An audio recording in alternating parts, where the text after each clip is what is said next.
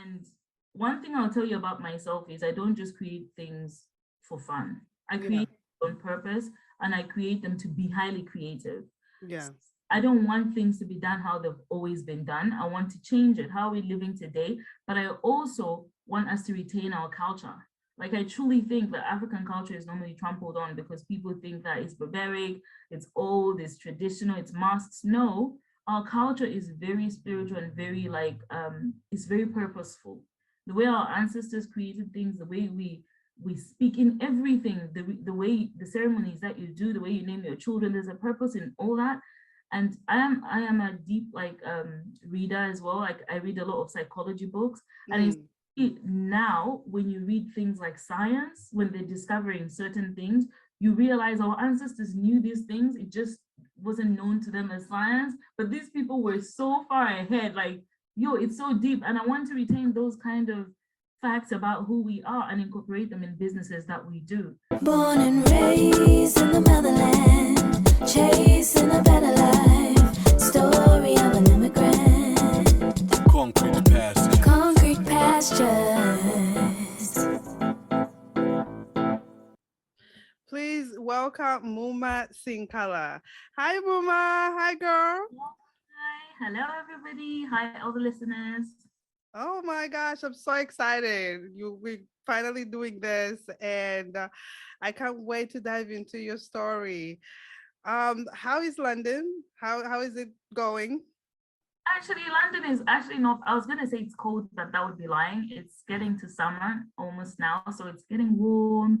It's lovely today. The sun's out and the cherry blossom trees are out, which is my favorite. My daughter loves the trees blossoming, and the like every time we're driving, because we're having spring. I guess we have the same weather.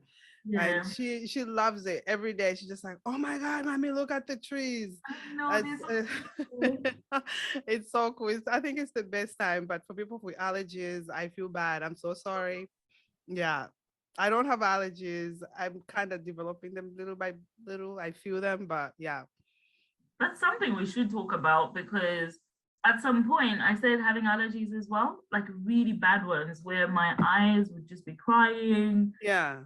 Being a sore throat, and I had never experienced that prior to coming to England. When I was in Zambia or Africa, like, never had hay fever. Then all of a sudden, the summers here started killing me. I've gotten better as I've grown older, but it's something immigrants should be aware of. No, like seriously, it's true, because for years and years I haven't experienced. Everybody like here complains, oh, my allergies, there's sneezing, coughing all over the place, the eyes are like dripping and stuff. And I never go through it. And for the past 2 years, I kind of feel my throat sometimes itchy, and it's not as bad. I cannot compare to anybody, but I feel it. I'm like, okay, I think this is coming on. Being here too long, I'm getting all of these, things that are come with the environment that I'm in. Yeah. Oh, talking about Zambia and Africa, I know you are from the motherland. What was your life like? I want to dive into first. You could tell us what your experience was in Zambia, because we all experience life differently. I want to know what your experience was like and what made you decide to go to the UK. My life in Zambia was happy growing up as a kid. So actually my journey is like this. I was actually born in Liverpool in England. Then my parents left when I was a little child to go back to Zambia. Then I was a little child again. They moved to South Africa because of my dad's work. And we lived there up until I was like maybe 15, and then, actually 14, because I went back to Zambia at some point and I did high school in Zambia. And then so my life was like pretty much South Africa and Zambia. So even though I lived in South Africa, I was always in Zambia every year, holidays. So I have this affinity to both countries. Like, I understand them really well, both. Like, it's as nice. If in both places at the same time. And then around my last year, because I finished school when I was quite young, I think by 15 I was done. I say to my mom, I want to go to England. And my mom was like, no, you're too young. you can't like travel to a whole continent by yourself, go and live there. I don't see how that can happen. And it's so funny that maybe only after going through therapy recently do I recognize why I left. I was actually running away when I realized what went on. What, like, when you look back, you think, oh, I just wanted to go and study, but there was so much happening in my heart and my head at that moment, at that time, that led me to here exactly, I think. So I always knew that at some point one day I'd love to go and see where I was born. It wasn't like, oh, it was a passion that I'm going to go and live in England and that's where I want to stay. Yeah. I always wanted to come and just like be where I was born, like just see how it is. Then my parents went through a very horrible divorce, and that really took a strain on me. It just did loads of bad things to my mind, you know, it really affected me so much. And I realized that the period when I was saying to my mom I wanted to leave, it was more like I was running away. So even though it was the perfect time because I had finished high school and I was looking at what university I was going to go to and what I was going to study, it was the period to just run. I think I was running, to be honest, because everything was breaking down in the family and it wasn't a great time. It was not a nice environment. Oh. At that period, my mother's father got a stroke in the village and my mother decided to have him come and stay with us. And that year, prior to coming to university, I spent with my grandfather every day. So my granddad, the last time I remember meeting him, I was probably like 5 or 6. I was very little, so everything I remembered about him was nothing. Like, even though I remembered the fun times, him giving me sweets and all that stuff, but I remember my grandmother vividly, even though I was only 6 years old. I remember her more because she used to come all the time, and she was crazy like me, like absolutely, like seriously, next level. My grandmother was the best person I know. And in that year of staying with my grandfather, I am so grateful because I am a very firm believer that no matter how difficult your life may look, you're always where you're meant to be. I know sometimes when you're in the trenches, it doesn't feel like that is. That period that my grandfather was supposed to come and live with us, and my mom was going through her divorce, and everything was not great at home, I literally found solace in my grandfather's wisdom. I learned Bemba in a deeper way. I can read Bemba. I can read the Bemba Bible, you know, like proper, like I learned all of our traditions deeply, what they mean. I had like this really beautiful relationship to communicate with my grandfather, everything about our families, you know, even heal him in some way, like to understand, like, you know, what are the things you shouldn't have done? What are the things, those are conversations their generation never had with their kids. Yep. I had that close bond with my grandfather that I can't even explain. And it was that year that did that. And then I came to university just a year later. Wow. Yeah, No, so that's my life. It was good. No, that's, I mean, we all have our life throws a lot on us, and we all go through those times where it's so tough, especially with families, and when parents separate, it's hard on everybody. There's no winners. Everybody is losing so much, especially on the kids. It's more difficult on the kids because they are used to one thing, and all of a sudden it's being torn apart. And then what do I do next? And in your case, to find solace with your grandfather, that's really great because we don't get those times back. Creating experiences, I think, is great. And you created that experience with your grandfather. That's amazing. Thank you for sharing that. Oh my gosh. So when you got to the place you were born, Yeah. and which is the UK, how was that adjusting the first year, the first month, the first week? How was that? Everybody always asked me, Muma, you must be so lonely. It must be so hard because your family is not there. Actually was the opposite for me. I was so like, I was like a fish in water, or like you know, when a child sees something for the first time and they're learning, I was just taking everything in, learning. I literally hit the ground running. It was completely abnormal when you think about it now. Like, wow. But like, people were complaining, I want to go home, and I was just like happy to be myself, be an adult, do things for myself. I loved it at first, but in hindsight, that's because everything was already protected and like taken care of in the back by my mother, because, you know, it's different for people who take themselves to university. For example, people going on a student loan, you know what I mean?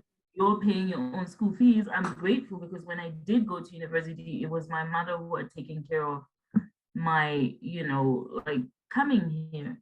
Nice. So maybe there's like those central things, the main things like how you're going to live, how your school fees are paid was taken care of in the background. It didn't feel so, you know, I had to just concentrate on school, making friends.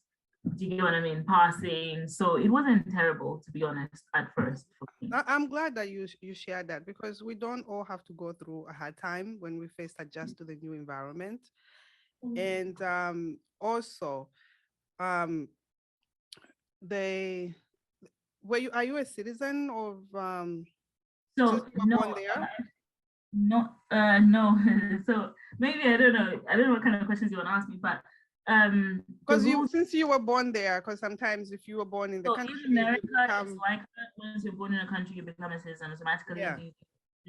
They changed the rules just the year before I was born. Oh wow. Yes, you need to be living in the country for 10 years when you're a baby for you to automatically get citizenship, or come back when you're a child, like whilst you're still a child. And so I'm going now through the naturalization process. I've made my application. It is very long. Like there's something to be said about how like the process takes forever in the UK. Yeah.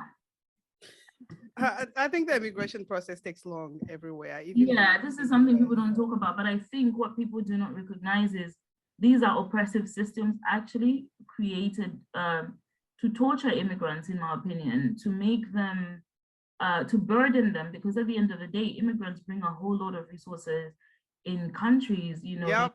to the GDP of the economy and things like that. So for you to be trying to naturalize or change citizenship, but for it to be so hard for you to pay hefty fees, which are ridiculous when you've been living in the country, maybe as a good citizen, paying your taxes and everything, is actually an oppressive system. It is actually very racially created as well. Because if we were to look at the bias of, for example, even passports, visas, and certain countries and how treated, I can speak to what is going on in Ukraine at the moment. Like you can just see how the Ukraine people, like it's horrible what's happening there. So I can't even imagine being displaced. Like you're living in your house today, tomorrow you don't have anywhere to go, your kids hospital, it's horrible, you know. But on one end, multiple countries have been going through this for years. They do not get the same treatment that Ukrainian citizens have gotten. You know, we have to speak about what's going on in Palestine. Palestine is being occupied. It's the exact same thing. Those people are being taken out of their homes, but you don't see the treatment of borders being open for them in all these other countries. You've seen what was happening in Haiti. In Haiti, the Haitians were trying to run from war, trying to run from poverty in their country, trying to cross the border in America. What was happening? They were being whipped like slaves just in 2021. Oh my God. Later, what did the president say just recently? Oh yeah, we're opening the borders to Ukrainians. You can apply. Ukrainians all the way in Europe. America, Haiti is much closer to you guys. There are also refugees going through something. So I am not trying to say that one refugee is better than the other. What I'm saying is they're all human beings. When you're a human being and you're running from war or being displaced from poverty or trafficking or whatever the horrible things people run from their countries are for you, countries that are receiving you should not try to make it like worse for you to reduce your mental health in that process, because apparently, you know, they're tired of immigrants. And when you really look at like most countries and their laws, citizens do not really care about these things. It is politicians who create campaigns around these ideas that then rouse people up to feel this sense of what's the word? This sense of like nationalism. That it's not even something they believe in, because a lot of them eat Chinese food. They drive Japanese cars and German cars.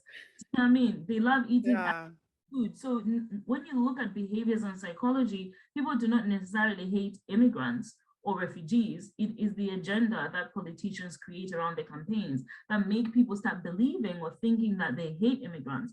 Because actually, when you really look at the world, we're all immigrants, realistically, except for probably Africans, because we all come from Africa. Okay, she said it. If we trace, the whole point of you doing your ancestry, DNA, whatever, and you hear, oh, you're 10%. Yes, What I'm is that? so glad you bring that up. You're an immigrant. So you saying go back to where you come from is redundant because you also come from somewhere where your ancestors came from. So like if we could all see ourselves as humanity first, I think the world would be a better place, personally.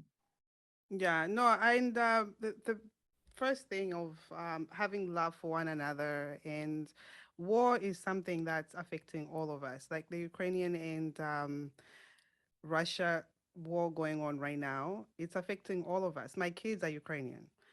Oh, And yeah. yeah, they're partially Ukrainian. And my daughter was telling me, she's like, Mommy, we're no longer going to go to Ukraine at all. I'm like, yeah, we're not going to go because of what's happening. And we pray for the families that are going through war all over the world. It's just not only, It breaks your Ukraine. heart. Like, It and you know does. the worst thing about war, even right now as I'm talking, I'm getting goosebumps. Like, it never fails me every time I talk about refugees. But did you know that in wars, the people who suffer the most are women and children? Look at Yes. I just did an interview that I just finished with my sister from Angola. And she actually had moved from her parents. She was 7 years old. They, because of the war in Angola, they had her go to live in Zambia, which she felt abandoned by her own parents. And I want people to listen to that because of the effects of war, even though she became an immigrant in another country. But going to Zambia was not her first choice. And being there without her parents at that age, and it made me think of what's happening right now, because it's not only those people in that country that are affected, it's everybody in the world that's affected. And I mean, for soldiers, it affects them differently. For kids and women, it affects them very, very different, and it creates so much damage for the rest of their lives. And her talking, it was a very difficult conversation to even get into. Um, and I just want people to get a little bit. She didn't go too much into detail because it's challenging. I'm glad she shared a little bit, but also going into what she experienced because of war, and her being an immigrant in another country. But yeah, we go through these things that are unexpected that we don't want to go through. But yes, life. Ah, yes, it's life for sure. It's life. So how long have you been in the UK, honey? 15 years.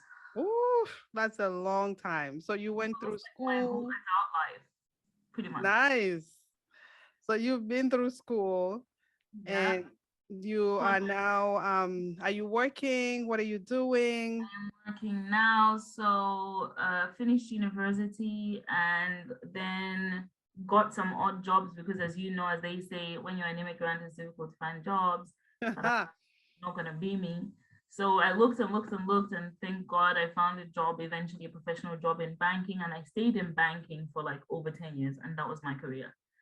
And then after, like, just pre-pandemic, I had been thinking about like leaving because I felt that I had reached the epitome of like what my career was in the bank. Mhm. I didn't see myself going further. So I was like, I need a challenge, and I've worked so many different roles within the bank. What do I do? And a friend came to me with the idea of starting a company that will provide loans to businesses. And I was like, why don't we change it up? And, instead of just creating loans, let's make it a digital platform that will eventually turn into a digital bank, but for a specific group, which is SMEs who are banked. And that was what we created. So we then created Krypia, which was formed, and that's what I've been doing since. So created Krypia, which is based in Zambia. And the hope for Krypia is that it eventually becomes like the digital bank for the unbanked in Africa in general, and probably the world, because we want our model to be copied. There's no data that exists today for unbanked people because nobody cares to look at what the poor do, or what the world perceives as poor. But the reality of those unbanked people is they account for about 87% of all employment in Africa. It's true. And no one's creating products for this group of people who, you know, I'm talking about the Vanamali kids. So when you say Vanamali kid, like those market women who sell vegetables on the street. Yeah.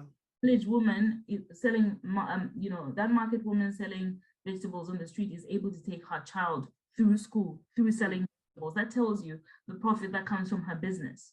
She circulates money within the economy. Why is no one doing something for that person to help them elevate their lives? Because when you elevate that person's life, in effect, you're actually elevating your economy. When you elevate your economy, you can, you know, become on the world stage. You can create technology. You can do so many things.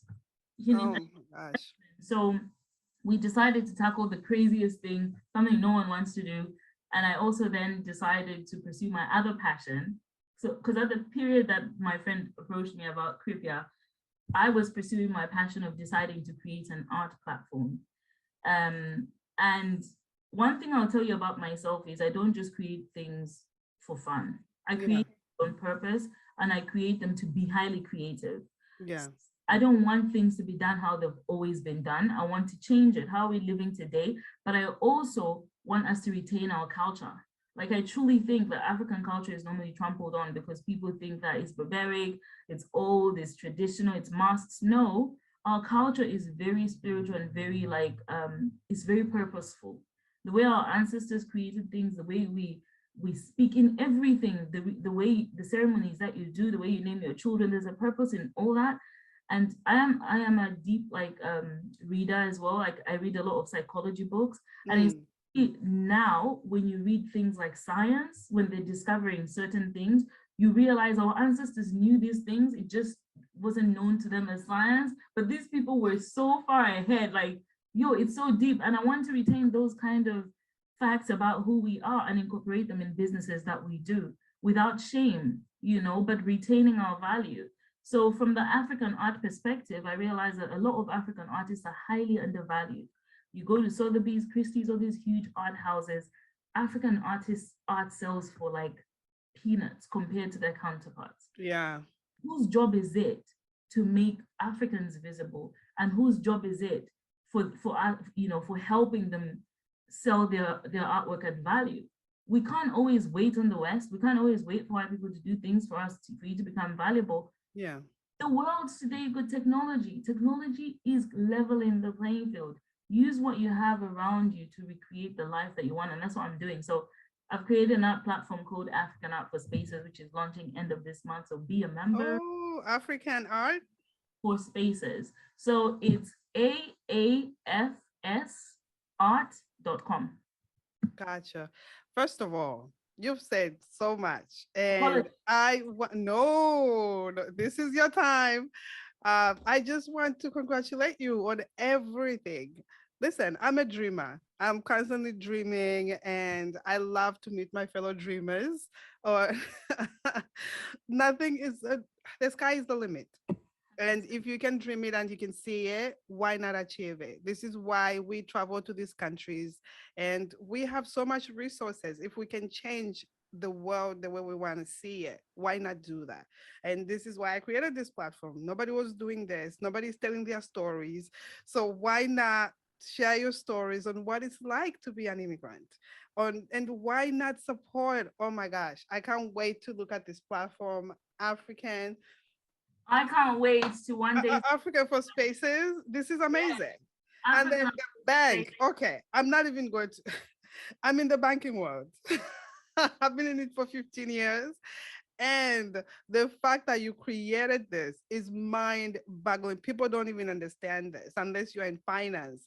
It takes so much time. It takes so much planning. It takes so much, and for it to be online, and for you to help out these women, business women. Guys, please check it out. Check her out on YouTube. There's so many videos, testimonials from all of the clients that are coming to her and the people that she's helping. Oh my God, I am so proud of you. I am so proud of you. Okay, Zambian girls doing big things. Okay, I love it. I love it. Thank you. That makes me. This makes me so happy. Like one of the main two reasons I feel I need to do it is I want to open the door for women to see themselves in spaces where they never ever think that there could be a woman founder, a woman CEO of of like an art company and a digital bank. Like I've had people ask me like, how dare you? Like, like literally, like, how dare you like open these two huge things? These are, first of all, obviously I've got finance background, but as you said, you know how mammoth it is, the regulation, everything to do something The in fact that finance. it's actually in Zambia, you have to pay for so much stuff for it to be. And and then on one side as well, to see yourself creating something in art when you're not from the art world. Like there's so much imposter syndrome that comes with that, because we're always, as we're growing up, we're taught to stay in our lanes. Yes. You study to do things like as a woman, how you're supposed to do them. If I tell you the crazy things I've ended up doing just by letting go of the idea that society tells me I should do this, I just do what I want. No, I think that's the way to go. I think we have to do what we're called to do, and everybody has their calling. And I feel like you helping those women, because that's also the purpose of why I created this platform, to be able to give back home. I grew up very poor. My humble beginnings is my drive for everything. And for me to be able to, if someone is sponsoring this show, and be able to give back to kids that are not able to go to school during the rainy season, or kids that don't have books, uniforms, and just to help out those primary schools. My aunt, she's a teacher. I asked how many like students she has. 60 students in class. How is that like like how it's crazy that she would have to teach 60? Like how does anybody attend to those type of situations? Because it's hard to attend to even 2 kids or 4 kids or 5 kids. 60 as one teacher, like come on. So I am so proud of you for giving back where you come from, and let's continue to give back. When we have, let's give. And you are doing that so well, Hadi, and I'm so And just to proud. say, as well, when we talk about the topic of giving back, like I said about being purposeful and intentional in what you do, I've always wanted to give, but I don't want to like give in terms of like seeing other people as charity. None of us like to be charity. Like it's not a good feeling when people are giving you hand down clothes, or they're giving you money because you're poor. It Yeah. just you feeling icky and weird about yourself. So why would you want to do that to somebody else? Yeah.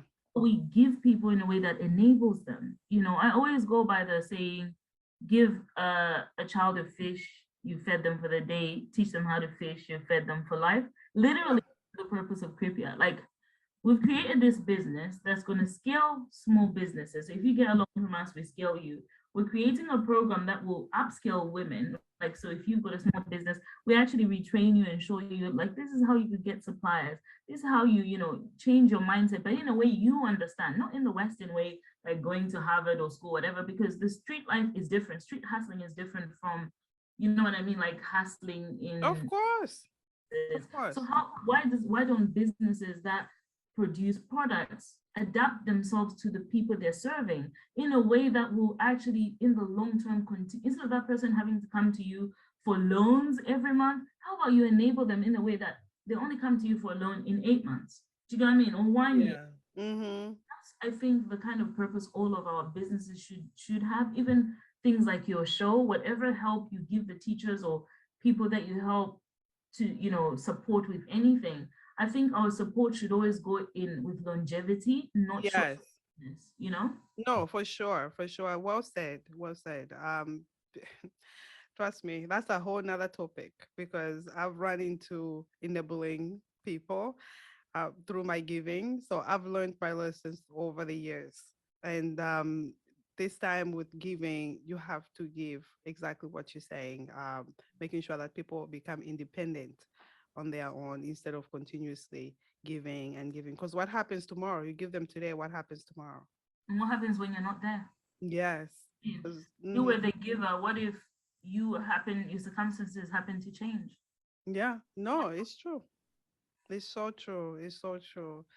So if somebody, we're all dreamers as we are talking about dreaming. There's a lot of people out there that are looking to come to the UK, London. What advice would you give them? Oof, advice. Advice. I'm not gonna sit on your dreams. I'm gonna tell you two sides. There's black and white. There's good and bad. What shall I start with? The bad or uh, you choose whichever one. I will start with the middle bit, the gray area. I'll start with, let's say your friend tells you there's nursing jobs or come to university here. My first option to you is research. And when I say research, don't even go to ask people first who've been, which is what our African nature is first. Let me ask Lucy who's been to London or is in London or whatever. Lucy might have been in London 10 years ago. Things have changed 10 years later. The law is changing all the time, right? Even if they went 10 years ago, their perspective is different from what's going on right now. Yeah. If you happen to contact somebody, they might give you help, but it's limited. I would say first, use technology. Literally go to Google. So if you know, for example, one of the things that you want to do is go to a particular university, you can literally go into Google, let's say you want to go to Imperial College London, Imperial College London reviews. You will see what the students have left, like on Google, the real Google reviews, not on their website. The real Google reviews, people will tell you the truth. It was horrible, it was great. Admission is this is how much I had to pay. And normally the latest reviews will be on there because Google shows you the most recent, like 2021. Like, yes, for sure. You know what I mean? Whereas the university may have reviews, but the reviews may have been last year's. So go to Google first. Then after you've done your Google research, then maybe contact somebody you think has been there. Oh, how was the process for you? Things like that. Then the next thing, when you're choosing to come to a country, my first approach is instead of like asking people who are not trained to advise you on immigration, don't even go to an agency. Agents steal your money. Literally, these are things you can, one, Google, two, Google the number of the immigration, call them. Normally they have somebody who answers. If you can't find some commissions, they don't answer the phone, but they will respond to you by email. So I'll always say, even if you do call and they answer by phone, always follow through with an email. Why? Because it's evidence. In the event where they come back to you and say, well, we never spoke to you, there's always evidence of the conversation that you've had with the immigration service. I wanted to, because what you never anticipate are things like you go through an application, then one day that you've been given your visa, but the application people are saying, well, you lied to us on the form, or when you were making a request, you didn't say this. When you have a trail of emails, there's always evidence. That's the number one rule as an immigrant. Always have evidence, because things always come back to you, or somehow you will need them. I'm telling you. Like, no, that's true. That's I true. learned this for work, and I learned, especially when you're an immigrant, I learned this for work and for anything, because it's just always to keep trails of receipts of what you do, because it just protects. You can always look back on it. You can always go into your emails and 2011 emails that I had. This is what was, what I was. Then after you've done that, if you know the institution you want to go to, let's say it's a university, contact them directly, email them and call them and ask them, what are your fees? You will find that paying an agent, they will take a cut and then they'll pay the university. So the best thing you can do is actually directly contact the university, and they will sort everything out for you. They'll give you cheaper fees if you're going to university. If you're coming for work, make sure if you are going to an agency, it's reputable. In countries like the UK, there's a government website called gov.uk, Companies House. Companies House is like PACRA. So PACRA in Zambia is where all patents and companies registration association, that's where all registered companies that are formal in Zambia are registered. So it's the same way. If you go to Companies House, you should be able to find any reputable universities. If they're registered in registered university, they're legit. Everything is on there. You'll find their statements, their latest filings, who the directors are. Same as agencies. If you want to come to an agency that's like nursing for a job, you can literally go to Companies House. This is free information, whether you're in Zambia or Philippines or wherever. You can literally Google Companies House UK. It will bring up the website, and you just type in the company's name, and you'll be able to see, oh, 2022, they're still in operation. That's how you can find out, because some companies, yes, could have been registered, but they're not registered anymore since last year. That means that company is no longer valid, but you pay them money. A lot of that happened during the pandemic, then people ended up losing money. So yeah, like just to protect yourself, stop being lazy and do the work yourself. Don't get agents and all these people to do your work. If you really want to learn how to like first start being an immigrant, do the work yourself. Because once you become an immigrant, you realize that once you come to this country, there's a lot of doing the things yourself. You have to go and make applications yourself. There's no agencies doing all these things for you. Like, you need to go and register for a social security number or NRC number. You need to do all the registrations and all the things yourself. And the best way to start learning how to do that is practicing at home for when you're looking to decide to come to immigrate. Wow, well What do said. you think? No, From- well said. It's a lot of work. It's a lot of work to be an immigrant, and especially if you're by yourself. And in order for you not to be swindled with a lot of things, there's a lot of people out there out to get people. 100%. Like, yo, and, no, so that's the bad side. Was that the bad or that's the gray area? The bad side is manage your expectations. A lot of people come here and then I am so glad you talk about that. Manage your expectations. yeah, manage your expectations. You come here and you be like, oh my goodness, I'm gonna go straight in and get it. Let's say maybe if you are thinking of being here and coming to university, you think you're gonna finish uni immediately and get a job. It's actually like the 1% who get a job normally, but you can be the 1%. Okay, don't let me step on your dreams and hopes, because I was the 1% through sheer will and just courage. I did what I had to do and I got a job where people were telling me I couldn't. The other bad thing is brace yourself for visa applications every couple of years. People forget sometimes. So if you normally, before you become like a citizen or you become a resident, you have to apply for visas, and those visas don't run like long periods. It's like 4 years, 2 years. And if you are unlucky to be in a country like this where they give you, they keep changing the rules, they keep reducing the visa so that you can pay more. So give you like a 2-year visa where they used to give you a 5-year one, things like that. Do you know what I mean? So every 2 years, make sure that the clever thing that you can do, if you were clever enough, put £50 aside every month. That just goes into a pot and you can call that visa fees. So that by the time the 2 years come along, you've got £2,000, £3,000 ready. So you're not having to fork out money that you have to find to pay for visas and to show what you have in your account. The reason I say this is a majority of immigrants are in debt, not because they don't work hard and not because they don't have money, but a lot of the times it's because they're paying visa fees and the immediate amount of money that a lawyer needed was like 5,000. They didn't know where to get it from. And a lot of the times, because of where we come from at home, we didn't have credit score systems until recently. A lot of people didn't know how to manage their finances. So they got bad credit scores because they were living in, not even because like they were shopping and doing what, it's not everybody, some people do those things, but you know, some people it's because they were living in a house with the wrong people. They were, all of them put bills on one name. They didn't pay, they missed 1 month and then their credit score went haywire and things just spiraled. And what you have to understand is for a lot of immigrants, you're not only taking care of yourself, 90% of the time there's black tax, you may be helping a cousin, an aunt, a sister, whatever. Do you get what I mean? So you end up actually like being knee deep in debt and never coming out for years over an amount like 5,000, 10,000, which is nothing in reality. But you end up staying in that debt and you can't pay it because you're barely meeting the ends. Do you get what I mean? So little things I'm trying to encourage you to do is start learning how to be financially literate. Immediately you're thinking of leaving home. In Zambia, majority of us are coming from home. Whether you lied to me or not, majority of us are not coming like from your own house and then going to majority of us are coming from mom and dad's house. We've never paid a bill. Like I was shook when it came to England. Shook. Listen to this. When my friend told me, so I've got a friend, she's 50 years old. I love making friends of all ages. And she was like, my son started doing the paper round when he was like 12. I was like, what's a paper round and what do you mean? He used to get paid. She's like, it's a job. He used to work since he was 12. I was like, no way. I didn't. This was the most shocking, this biggest culture shock. Anyway, I'm assuming you're going to talk about culture shocks later. Yeah. Biggest culture shock was to find out that young children start working from a young age here. At first, I was appalled by it, but when you really look at it, it teaches those kids the value of understanding £1, £5 Mm-hmm.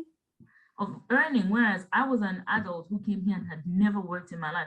I didn't know what the price of milk is. I had no clue. I was completely for over a year.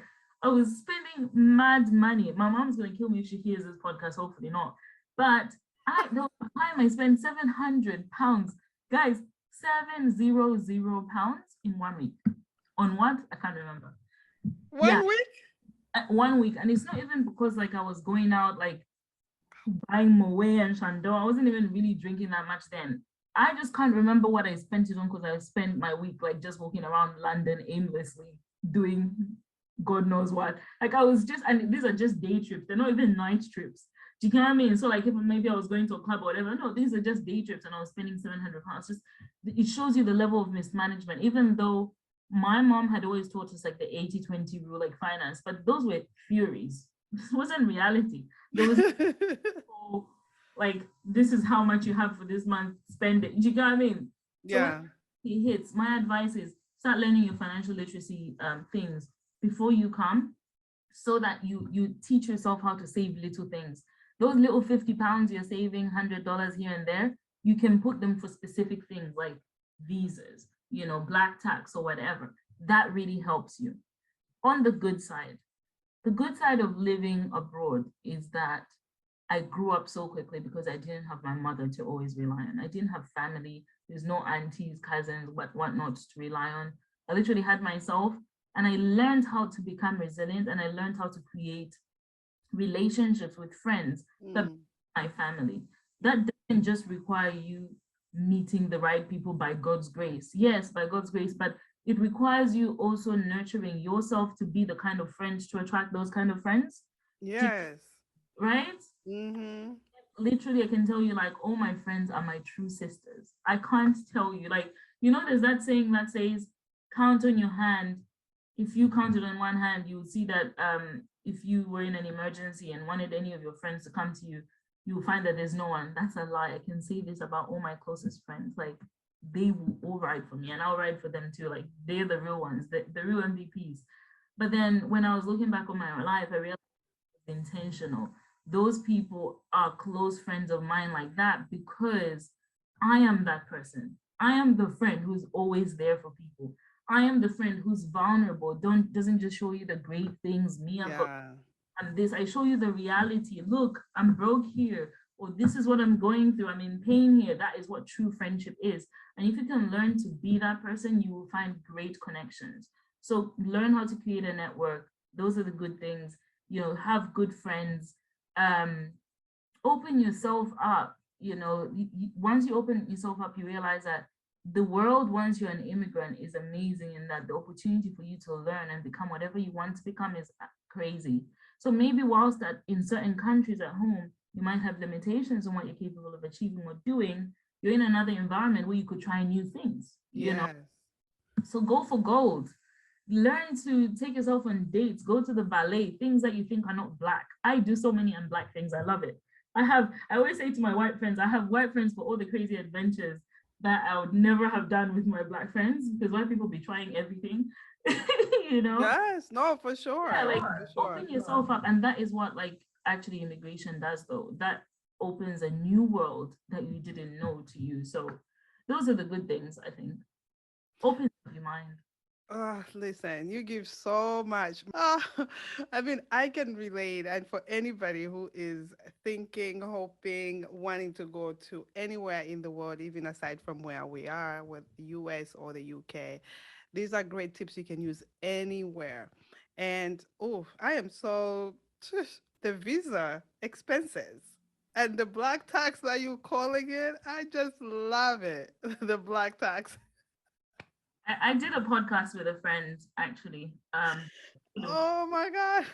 Discuss black tax, and these things I spoke about. I don't know if you'll find it on YouTube. It's called ATMP, Africa the Master Plan, and that was the point. We were talking about financial literacy and all these things, and I think there are things that are woven in our, I wouldn't say culture, I wouldn't even call it tradition. I think it's just community behaviors that we as a people end up doing, and then, you know, the point of what I'm trying to say is I think sometimes even as immigrants, I think I tend to see our people become ashamed of some of our own behaviors. Some young people tend to look down on their parents in terms of they'll see their white friends finishing university with big pots of money, and they're like, "Why couldn't you be like other parents?" You know. Yeah.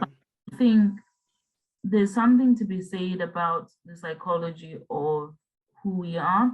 And until you yourself decide to unlearn certain behaviors, you will be the exact same reflection of your parents and their parents, and the cycle continues. So if you've noticed that your parents didn't give you that 50,000, 100,000 when you were finishing university, be the person who unlearns, be the person who gets out of debt so you don't have to, you know, do the same behaviors. But do not shun your parents because they did not have a manual when you came along. No one told them how it was going to be. They were just doing YOLO, trial and error, you know. Of course. Yeah. And that's the beauty of life. Even if your parents did make mistakes, my mom made many mistakes, and me and her have had so many conversations with her recently about what those mistakes are. But the reality is, once you're an adult, your parents don't owe you anything anymore. Even 100%. even if unfortunately they hurt you, or maybe they had an influence on the way you behave as an adult, once you become an adult, you have full agency on how you behave and what you want to be, because nobody's holding you back but your mind. That is it. Anything you are unhappy about, you can choose to unlearn. Anything you are happy about, you can choose to keep. So just as I'm saying about, like, you know, even from being an immigrant and stuff like that, choose what you want to keep from your parents. My parents had a horrible divorce. There were many things I don't want, but the things I want to keep about how I grew up, or what I want to replicate for my children when I have children, you know. I think, I know it sounds like I'm going off topic, but these are all things that weave into you as an immigrant. We all have different stories that create the DNA of being an immigrant, why we are coming from where we're coming. Some run, some are running, like I said for myself, from problems, you know, which is the majority a lot of times because we're seeking greener pastures. Some just able to because they're born in money privilege, you know, so they're able to move because they can, and they can decide to go back if they want to, and that's okay. Well, you know, but I think above all, as immigrants, I want all of us to really start doing this thing where we're very honest with ourselves in the decisions we make. So when I say we're very honest in ourselves, I mean very few people I know ever do something called introspection. So looking inside yourself and asking yourself why you behave how you behave. Why, you know, do you think how you think about certain things, about certain people, about who you think you are? A lot of the time, if a lot of us introspected enough, you'll realize that you are not who you think you are. You know, and that is a very, like, it's like a pin drop moment. Once you start realizing, understanding yourself, questioning things, forgiving yourself, giving yourself grace, you can put down some of the behaviors you've learned, and you can learn new things and create your own version of what you want to be. And you can move with honor, honoring yourself, like be okay with being who you are. And then you can become the immigrant you want to be, you know, despite whatever may be happening around you, despite whatever, you know, oppressive systems are existing when it comes to the issues, you know, despite how your parents raised you and have hurt you if they did, or, you know, just the difficulties you've gone through in life, you can form the person that you want to be and not be defined by the things you've been through. And I'm speaking from like true experience, honestly. Like, whilst it was a choice to come to the UK and go to school, I've had so much difficulty going through the whole visa issues and stuff like that. But people would never know it because I choose to refuse to be defined by immigration systems. Yeah. So powerful. No, it's so powerful, and I'm so happy that you're sharing all of the challenges, the triumphs, and some of the things why we leave our countries. And everybody has a different story of why they decide to leave. And in your case, being so open and so giving of your story, it's truly, truly appreciated on my end. And I hope it resonates with a lot of people, and I know somebody's gonna get something from everything that you've shared. Even the visa process, I didn't know it was that much. Like, I'm learning so much sitting The here. UK in the world, I think, is the only country that has a policy where the Home Office, so the people who make the rules on your visa, have an indefinite amount of time to make a decision on any case. Seriously, it's a rule. It's a rule that many Oh my charities. God. I'm laughing, but it's not funny because it's just mind-boggling for me. It To is like, mind-boggling. why That is don't you give me a time frame of when I'm gonna That is find out why they about they my can't process? give you a time frame in like a letter. They say to you, "You've received your application," but they can take an unlimited amount of time because there's no law that stops them from taking 20 years if they want to, 10 years, 15 years. Oh my God. Refugees, organizations have rallied to try and change this, but it's so funny that they just brush it under the corner, like they never. It's because it gives leeway all the time for mistakes that happen. And I don't know, obviously you say you're in Canada or America? US. US. There's this thing that happened in the UK called the Windrush. You should read about it. And it was where Caribbean people who had arrived on the last boat coming to the UK to help during the war. It was called the Windrush boat. And those people came with their little children, like babies, toddlers, and everything. And what the country Home Office did, like ICE, what they did is they burnt all the cards and passports and evidence. Yes, yes. They lost, burnt, or whatever they did, but lost all the documentation of these people. And what happened in that 10-year period is they oppressed so many Caribbean and Black and Indian people who came in that period, started deporting them. People lost jobs, people lost their mental states. And then the story broke a year ago, 2 years ago, that it was the Home Office who had like actually like destroyed these people's evidence, or like there was no information that these people were on record. So they were deporting people who were legally British. Wow. Mad. It was a mad story. Like, what's crazy is you don't understand how this story wasn't as big like around the world for people to know about it, but like oppressive systems, like I said. Yeah, and once they found out that some of these people were British, they started trying to bring them back, those who had been deported, but people were dead where they went. Imagine coming to England when you're 3 years old or 3 months old, then being deported to Jamaica where you've never lived, and you're 40 or 50. No, that's crazy. It's Yeah, crazy. this is real. And Wow. whilst immigration is amazing, there are also very dark, sinister things to immigration that are very much trenched in race, in my opinion. That's what I was talking about, like the whole Ukraine thing. It's not to compare the tragedies of what's going on in Ukraine, Ethiopia, Palestine, all these countries. Is to show that when you're a different skin color, you're actually treated differently, because it's a fact. Because Wow. I mean, in America, we go through that. My son, I mean, even though he's mixed, I'm gonna have to have him a conversation with him when he's of age, of being able to be respectful to cops, and the fact that even if he's mixed, he's Black. So the worst thing, I think, yeah. I always tell my best friend lives in America, in Seattle, and I always say, I could never, I'm sorry. You can't pay me enough money to live in America being a Black woman, and I'm gonna have Black boys. There is no way. It just like it hurts. It's sad that we have to have this type of conversation It is. with our children and how they have to behave. That is another issue. Like, as an immigrant, you have to brace yourself for the fact that nobody's ever called you by your race, where you're coming from, and now this will be your daily. It'll be your daily bread. And the hardest thing about being racially profiled as an immigrant is not even the blatant racism, it's the subtleness. It is the microaggressions. It's being at work and being undermined all the time. No matter how intelligent, what PhD you have, you'll forever be undermined and nobody cares and nothing's ever going to happen about it. That is the hardest thing. You will need to like almost have a second mind so that you can just calm yourself down and not have to pay too much mind. But when you're a fresh immigrant, it will affect you all the time. Every time somebody, like, you will notice it, and it will just like over and over again, you will notice the behavior, and it affects you, changes you a lot. It does. I mean, like for me, even if somebody passes a compliment of, oh, you speak very good English, coming from where you come from. It's like a subtle way of saying it's a compliment, and then it like kind of hits you in the gut too at the same time. So it's just like, okay, I mean, I'll take it, but then you keep it moving. It And always makes me laugh when people say that to me.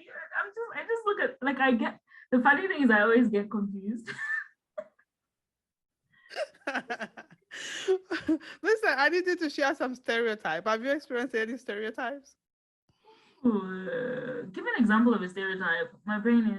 I mean, let me see. I've had a few. So one of them is the English part, that Uh-huh. I'm able to speak English, and then another one is let me see. One is what I see outside the window. When I open up the window, they expect me to be seeing like an animal outside my I'll give you window. a funny one on that. I was in, we're at my friend's house, white girl called Jama. Jama, I'm gonna call you out wherever you are. Jama, she's sitting down, we're all talking with my friend Maureen and stuff. And then she goes, so guys, how did you come to England? Like, so what happens where you are? So my friend Maureen is the most sarcastic person I know. She's hilarious. If you, and how sarcasm is very witty. So if you don't catch on, you.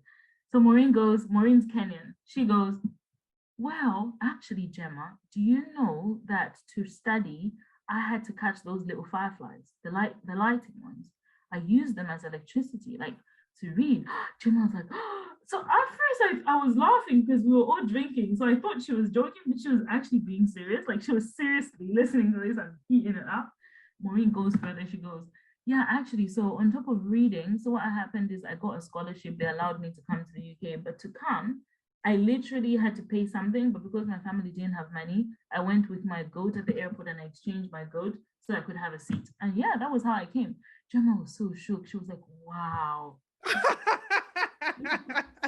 You've been through so much. I was dying. I was just like, wow, this is so Oh my God. a real life I story. need Maureen on the show. I need her to bring So life. I need to bring her, like, for real. Actually, I was I mean, she's our Kenyan girl. We need all of that. We need all of them. I was just like, this girl really can't understand. Like, there's a saying in Bemba. I'm gonna speak some Bemba right now. There's a saying. So my name is Muma. I'm from Zambia, from the Copper Belt, and we speak a language called Bemba, and there's a saying in Bemba. It says, "Mwana shenda atashanina." When you translate that into English, I'm gonna a child that never a child that never travels or leaves its mother's home only appreciates its own mother's cooking. And the idea from that analogy is that when you're not traveling, that's the beauty of being an immigrant. When you travel, your mind expands, you become more tolerant, you realize people live different lives, different things. And that's the point. Gemma could speak from her small mind and her small world because she had never been beyond, the world that she knew. Yeah. But there's another thing to be said about people who are almost like, I don't know if it's bigots, I don't know what you call them. They do travel, but they're still so close-minded because they've put themselves on this pedestal where they think their way of doing things is the be-all and end-all. How dare the Maasai people walk around in red robes, or do you know what I mean? There are people like that. And closed-mindedness is not just for people who don't travel, but a majority of the time when you don't travel, you actually don't open your mind. So even if you can't afford to leave the country, leave your town, please. Like, go somewhere. Yeah, read a book. Do some Googling. Read a book. Muma is big on Google. Google. Read a book. I'm a big reader. Let me tell you something. Prior to even ever traveling to England or anywhere, my mom always instilled in us reading, and you can literally find hundreds of books in my house because I read every month, maybe a minimum of like 4 books. Like, read, because it just changes your life. And I don't. I'm a podcaster now, so I listen to a lot of podcasts. I get in the car, I'm just like, I need to be rejuvenated. I need to hear something, so I'm constantly learning as well. I used to read books a lot too, but and now just reading, listen, isn't it? Now you've got audiobooks. There's a different way to travel the world without moving. So it's true. It's so true. It's so true. Like, I mean, right now, I'm in the UK. I'm in the UK. Oh my God, I can talk to you forever. And I I know my our community is gonna be, oh my God, it's gonna be grateful they tuned in for this. And for me, you've shared so much with the culture shock. How was that for you with culture shock? Like, what experiences have you had with culture shock? Oh, I'll tell you another culture shock. University. I'm in marketing class and we had a lecturer called Nina. So Nina's surname, let's say Samuels. I can't remember her surname. Yeah. I remember her first name though. And she goes, hello, students, my name's Nina, whatever, whatever, whatever, this is what we're going to do. So I need to ask Nina a question and I lift up my hand. Excuse me, ma'am. She calls, don't call me ma'am. So I was like, oh, excuse me, miss. Don't call me miss. Okay, missus. She goes, you're making me feel old. So I say, but you are old. I didn't mean to say like you're old. Yes, yes. You are old. Like, Older than me. somebody older than you can't just call them by their name. Like I was meaning your, oh gosh, like the whole class went deaf quiet. Like you just called her old. I'm like, no, I mean, oh, I wanted to die that day. I was like, no, I meant you're older than me. That was a culture shock. Like having people, old people give you just their first name. Another weird thing in England, people always say love and darling. I really found that irritating a lot. I couldn't handle it because like I kept telling these old men, I'm not your darling. I don't even know you. I kept doing that, but I didn't. Or they'll call you Poppet. Hello, Poppet. But it's like What is that? I don't know. It's just an endearing word that like English towns or certain English towns like using. Hello, Poppet. Hello, duck.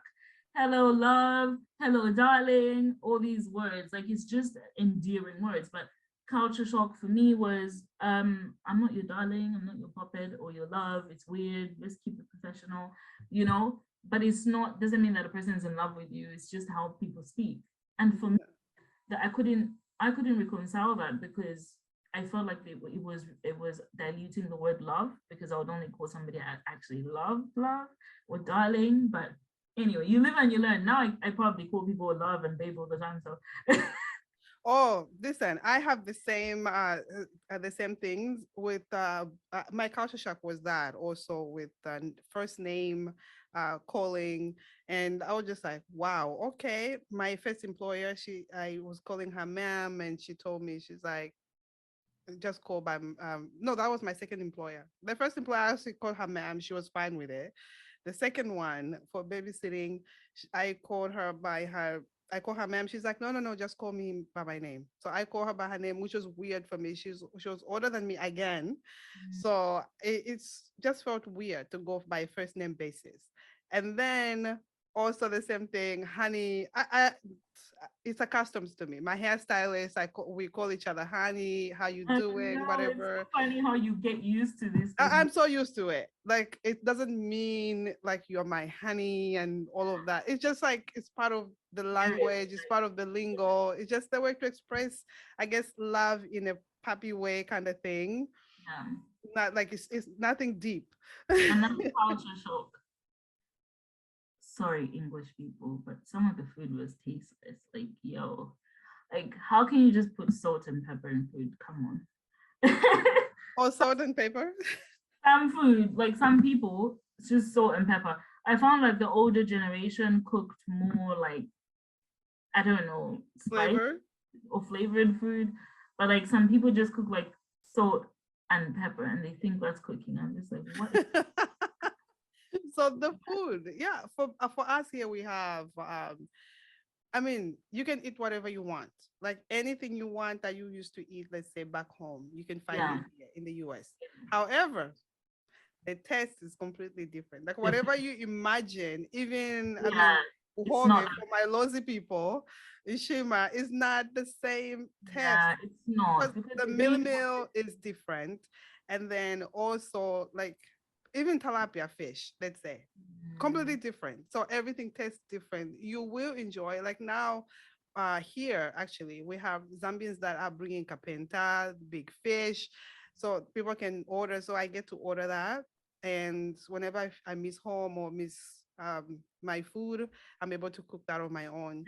There's somebody who sells Hungarian sausage. Oh, it's amazing. Must be nice. Yes, it's nice. It's nice. And it's through community. It's through community. Somebody told me this person, the person actually who told me about the fish was one of my clients. I think you should sponsor you should get some of those businesses to sponsor your podcast, because the people listening are the diasporans, so you can have an ad in between for the tilapia fish in Washington, DC, or wherever you are, you know what I mean? So people in the area can actually buy it, because why not? Or Yeah. if And they send it to you. They mail it to you, actually. Like exactly. So I think you should get those people to sponsor your podcast, because you're reaching. Guys, are you listening? You listen. So last things. Yes. What do you live by? What inspires you? What do you go by? What gets you moving? I know you read a lot of books, but what gets you moving? I think what really keeps me moving when I reflect on my life now is the ability to solve an issue in a creative way. I always ask myself, why am I starting a company? Like, let me tell you something, starting a business is not fun, as people make it out to be, like Mark Zuckerberg. Yeah. Nobody tells you about like sleeping at 5 a.m. and having anxiety attacks all the time. What keeps me moving is the fact that whatever I'm going to solve an issue for is going to help somebody, but I'm also doing it in a way that I like brings out my most creative self. Yeah. I always say, this is my actual saying, quote Muma, the highest form of humanity is creativity. Because when you're not creating, you're not human, you're not yourself. When you're not being a mom and making things with your kids, when you're not creating life, when you're not being a wife, when you're not being whatever it is you're trying to be, you're dead. You're not creating anymore. You don't have. So creating is the highest form of humanity. The job that you have as a human is to discover the different forms of creativity that you enjoy at different stages in your life, you know, and give those your utmost. You know, do not be mediocre. Like, another thing I live by is I refuse to be mediocre in everything I do. Like, I only want to be excellent. And that doesn't mean like punishing myself, like studying like I'm mental, or like living my life by other people's terms. It means if you're going to do something, even if it's the most boring thing, do it excellently because you want to do it and you love to do it. Do you get what I mean? Give it your all, whatever you decide to do. Don't be half-hearted in what you do. Yeah, and just pursue that. Like YOLO. People say the sky's the limit. I say it's not only the view. Do you? Who said the sky is the limit? Elon Musk is going to Mars now, you know? There's another version of that. What could it be for you, you know? Oh, well said. I love that. I love it. If staying at home is for you, then that's cool too. Just own it. That is It's true. It's true. It's true. Just own whatever you do. Oh my God. No, I love it. Love it. Love it. This conversation has been amazing. It's been great. I can't get over the Black bank. I can't get over that. But how we can find Muma? How can we find Muma? And how can people sign up, first of all, for your bank? Okay. How can we sign up for that? So, there's so much. Okay. So I've got two businesses. Krypia Finance, which is a digital platform that will create financial services for the unbanked in Africa. So to sign up, there's an example.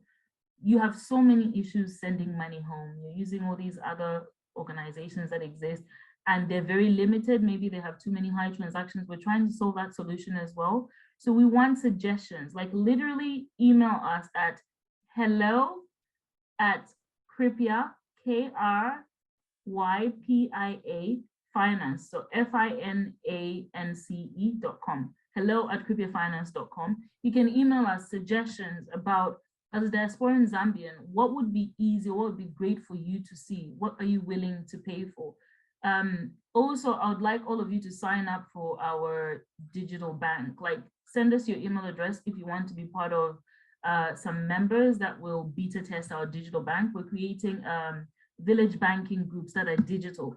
So you would be able to see everything. So if you're in a village banking group with your auntie in Zambia, let's say you're fundraising to build a school, you're fundraising to build a house, You know, instead of you sending your money to your auntie in Zambia all the time and you're not sure how it's going, you can literally be in a village banking group with them, where you can manage everything, you can see how the money is moving and all that stuff, and you can be on the list to beta test it. So we're trying to find as many people as we can to be part of this. So sign up your name, you know, if you want to help your cousin get a loan in Zambia, just a short period loan that helps them scale their business, sign up. We need all the help that we can, because this is a community business. And at the end of the year, we will be fundraising eventually after we've validated the whole business. We'll be fundraising for, and we want to open it up in such a way that our initial investors should be Zambian, and we want them to be ordinary Zambians. If you want to own part of a digital bank, like, there'll be a time where we'll open it up for you to be an investor. And if you're saving, you've got 10 grand, 20 grand, you want to do that, sis, this is the time for you. Put yourself on a list with, you know, let us know. Alternatively, if you're not into finance, I've obviously built an African art platform, which is my favorite bit. And in this platform, we'll be selling African art of high value. So there'll be no cheap art, it'll be investment art.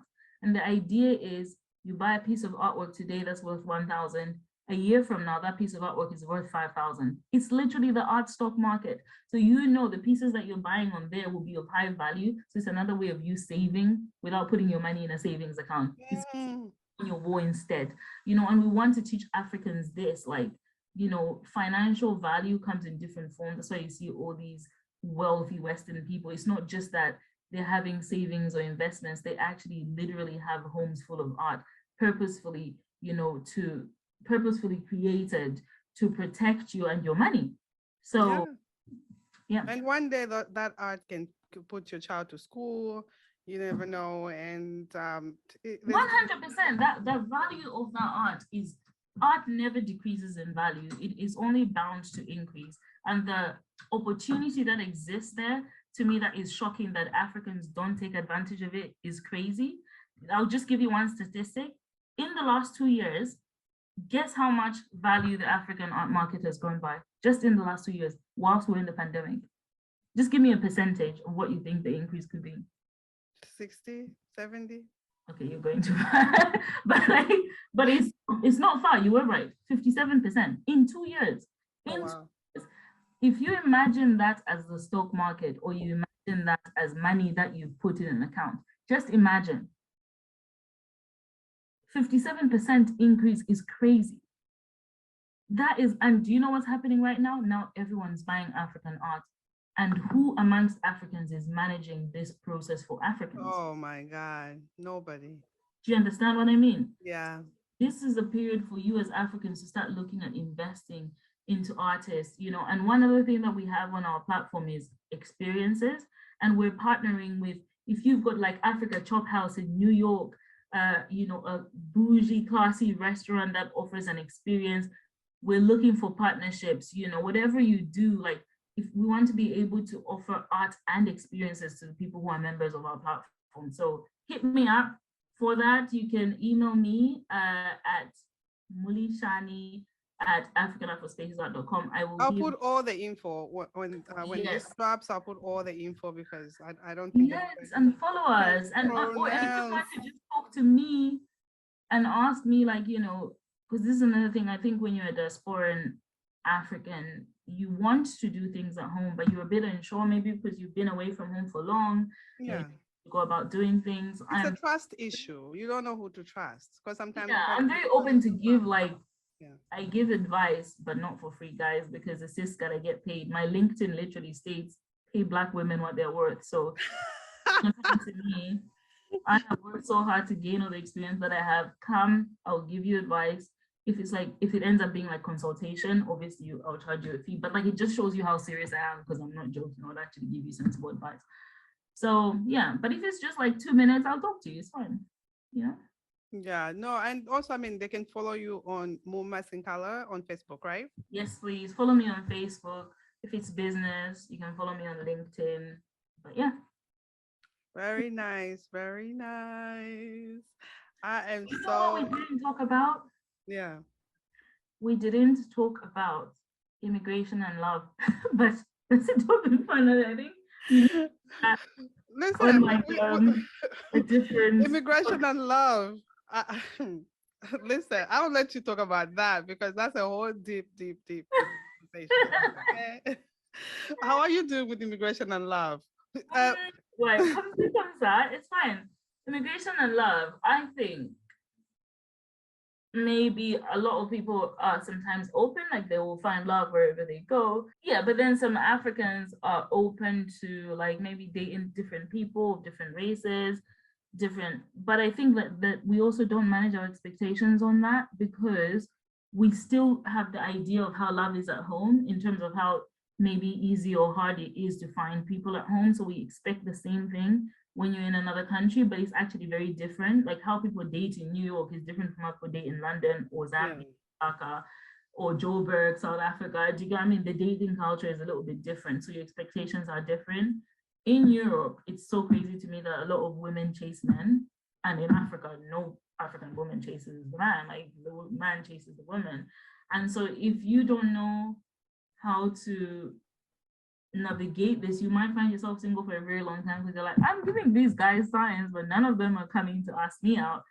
But it's not you, it's just the culture is a little bit different. Like men sometimes expect you to write them a DM, whereas, and you still do find like traditional Englishmen, for example, I've met a lot, you know, who will do, it's just that I guess you have to work on attracting those kind of people. But the point is that I'm making is no one talks about like how you grow up with a cultural romantic view from where you come from. And you actually bring that when you try to date as an immigrant. And it's very difficult because that clashes. So you might find yourself taking longer to meet the type of person you want.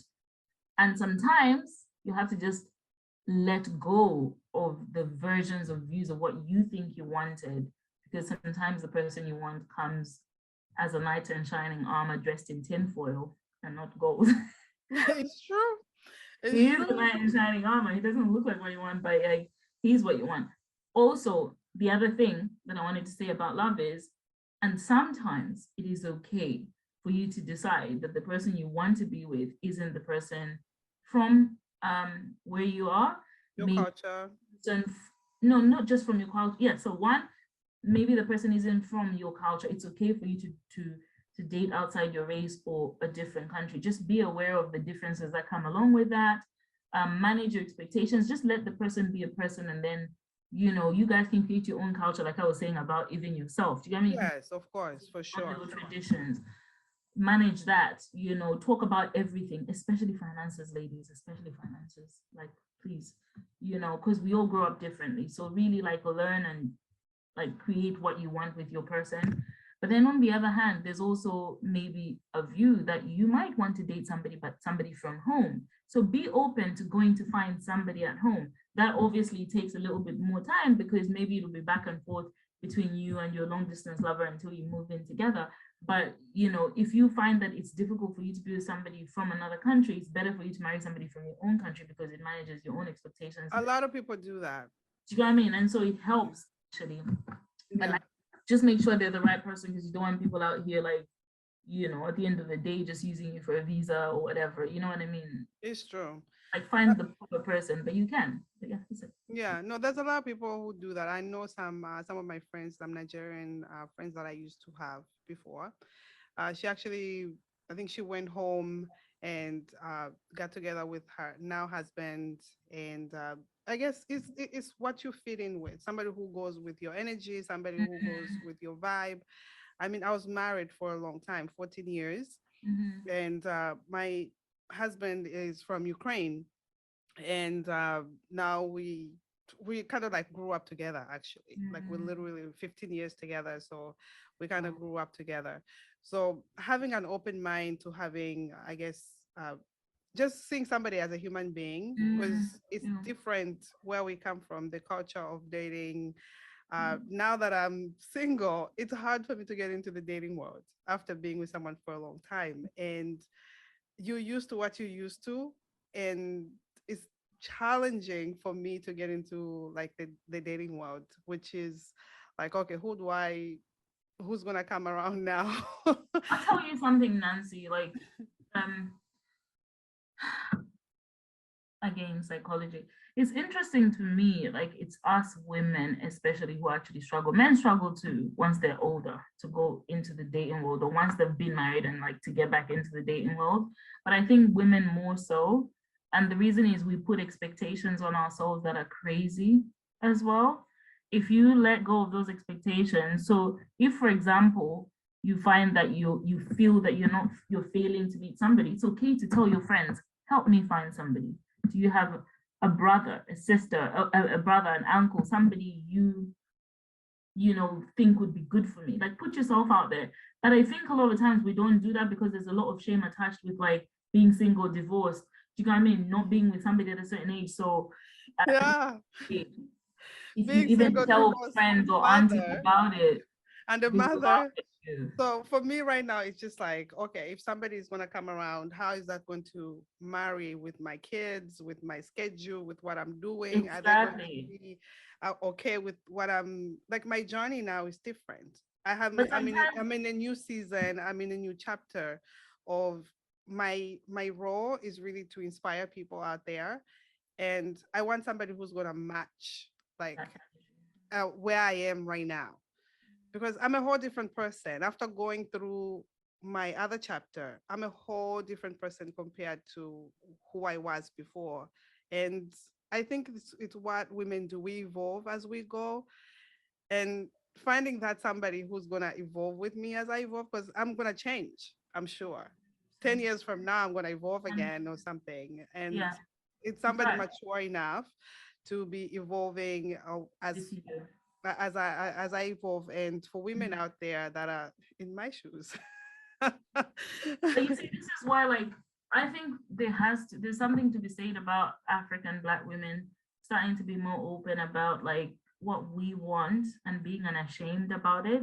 So when I say that what we want, You are right. You're right. we tend to shy away from talking about like I feel lonely sometimes even when I'm single, because God forbid you say that you'll be God forbid you say you're a single mom. Like, how dare you want love? Hey, you're not dead. First of all your parts work and your heart does too. So you want love. That's normal to aspire for that, right? No. That's what I'm saying. One of the things I always say, you should be radical about choosing yourself.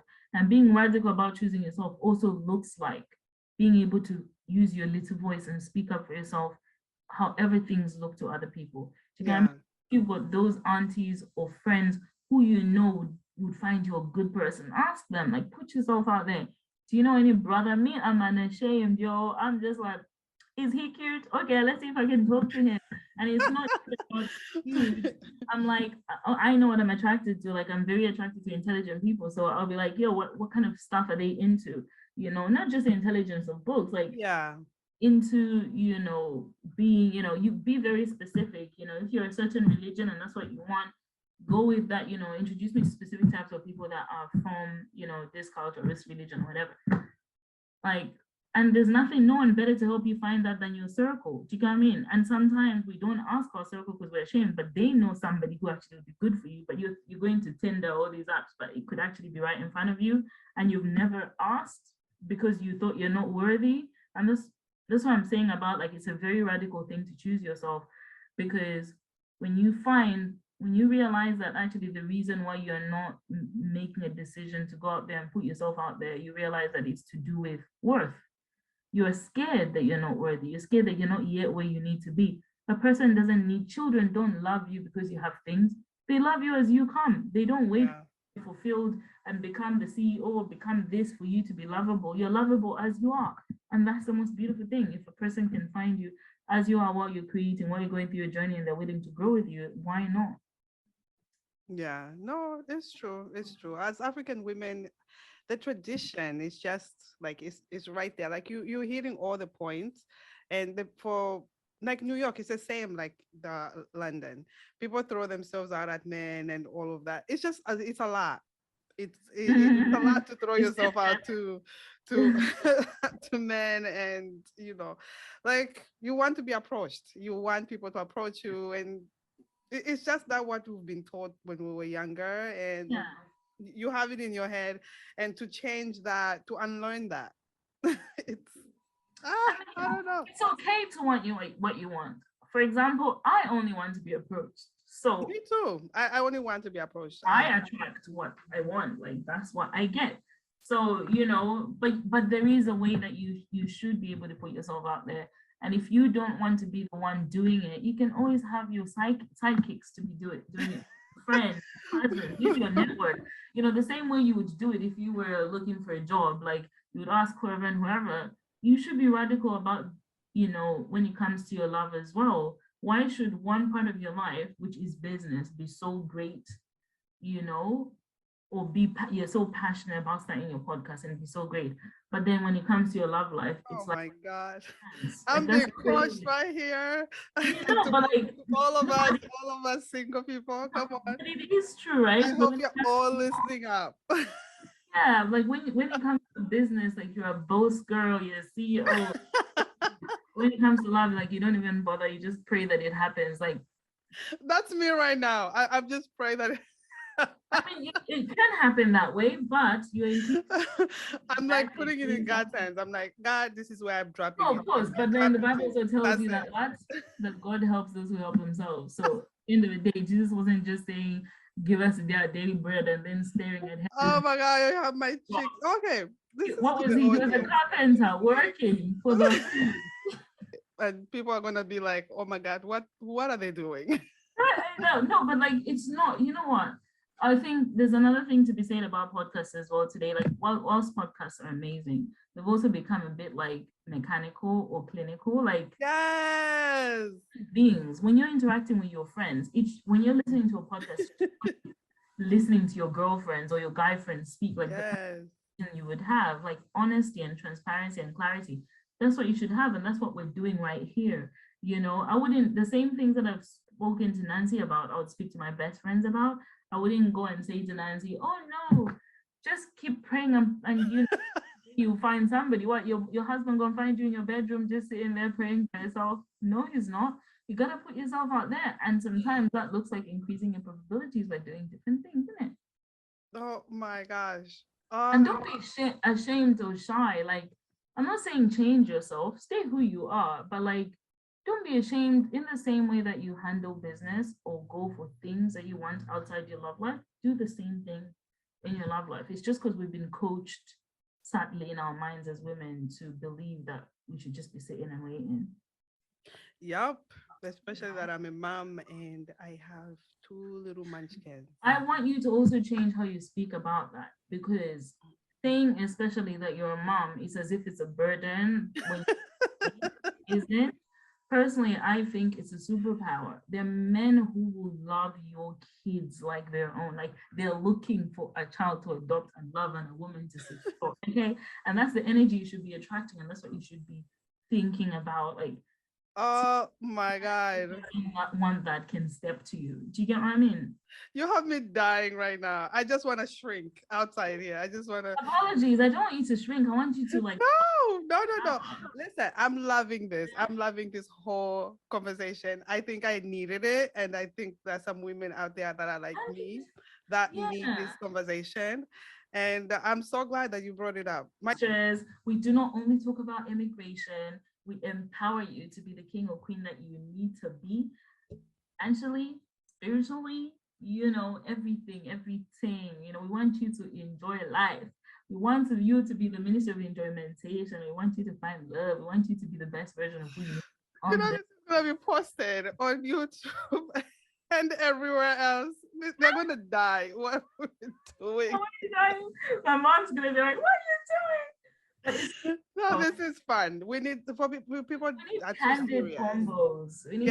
People are too serious. We need to be able to have fun in whatever we do. I mean, we talk about serious things. Now we can have 100%. Like, imagine life just being boring. People always ask me, like, with the job that I do, that maybe I would be like so like stiff or whatever. Because we don't do that here. Here we are fun and we are happy and we're human beings. We're not human doings. Yeah. If we make mistakes, we fail fast, we learn, we move, we inspire. That's what I want to be as a human being, That is right. All right, honey. I gotta call you honey. Yeah, it's been great. You can call me honey, darling, whatever. I'm cool. Like before, We are used to this now. We are used to this. we're used to this now. Like I am so grateful to have been part of this space. I am very proud of you for creating such a powerful space. I think if you manage it really well, it's gonna blow up. Like immigrants need this.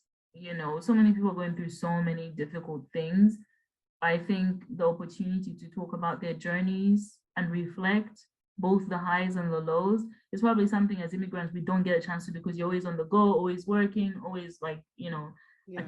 things that you don't realize you've done so much. And I think it's very powerful. Every immigrant should know this. It takes a lot to leave your comfort zone, what you've known, what you know, only the people you see, to go on into a completely new zone where no one knows you, people are treating you bad and good and stuff like that, and trying to re-find yourself. Yeah. You should clap for yourself, like for real though, clap for yourself to have achieved all that and get to where you are. It's very inspirational. So if anyone should inspire you, it should be yourself every time. Oh, well said. Thank you so much. I know we have our 5-hour time difference, and oh my God, I'm so grateful that you were able to join. And I've had so much fun.